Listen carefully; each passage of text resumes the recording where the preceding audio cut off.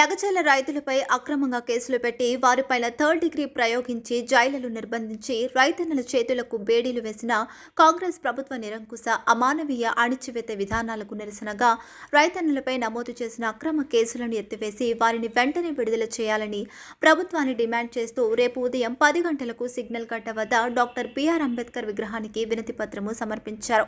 కావున ఇటు కార్యక్రమంలో చర్చిల మున్సిపాలిటీ చైర్పర్సన్ కోనేటి పుష్పలత, వైస్ చైర్పర్సన్ సారిక రామ్మోహన్, కౌన్సిలర్లు ప్రశాంత్ రెడ్డి, నరసింహ యాదవ్ మరియు టీఆర్ఎస్ నాయకులు మాజీ ఎక్స్ జడ్పీటీసీ కొడగల్ యాదయ్య, ఇమ్ముపాలు ముదిరాజ్, దేవా ముదిరాజ్, కరాటే శ్రీను, పరమటయ్య, రామ్మోహన్ భారీ ఎత్తున టీఆర్ఎస్ నాయకులు పాల్గొన్నారు.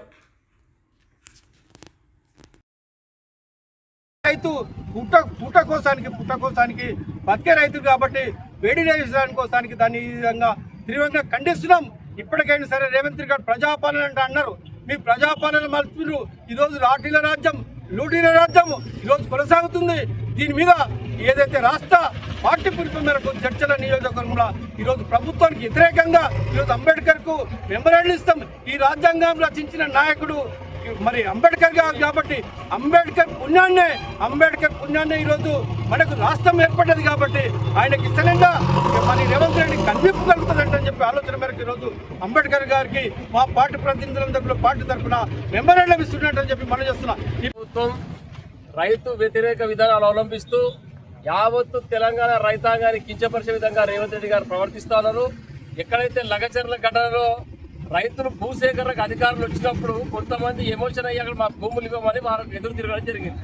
దాంట్లో భాగంగా కేవలం రేవంత్ రెడ్డి కక్షపూరితంగా వ్యవహరిస్తూ ఇందులో టీఆర్ఎస్ పార్టీ కార్యకర్తన్నారని చెప్పి ఈ డైవర్షన్ పాలిటిక్స్ చేసుకుంటూ రాష్ట్రంలో పరిపాలన కుంటుపడ్డది కాబట్టి టీఆర్ఎస్ మళ్ళీ పుంజుకొని ప్రజల్లోకి వస్తూ మమ్మకమైతూ మళ్ళీ కేసీఆర్ నాయకత్వం అందరూ కోరుకుంటారు కాబట్టి దీన్ని వక్ర భాష చెప్పుకుంటూ ఇందులో టీఆర్ఎస్ పార్టీ కార్యకర్తలు కలెక్టర్ గారి పైన దాడి చేసారు, చంపనిక ప్రయత్నం చేసి కొట్టిరని చెప్తున్నారు.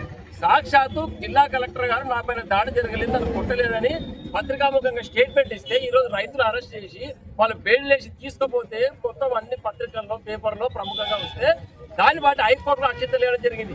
ఏమైనా మీకు తెలియదా ఒక రైతును అట్లా బెయిల్ చేయాల్సిన అవసరం ఏముందని చెప్తే కూడా ఇంకా సిగ్గు లేకుండా ఇంకా ఈ రోజు కూడా రేవంత్ రెడ్డి ఈ రైతులకు వ్యతిరేకంగా పనిచేస్తున్నాడు. దీన్ని పూర్తిగా ఈరోజు తెలంగాణ కొరకు పోరాటం చేసిన పార్టీ బీఆర్ఎస్ పార్టీ ఈ రోజు యావత్ తెలంగాణ రైతాంగం రైతులపై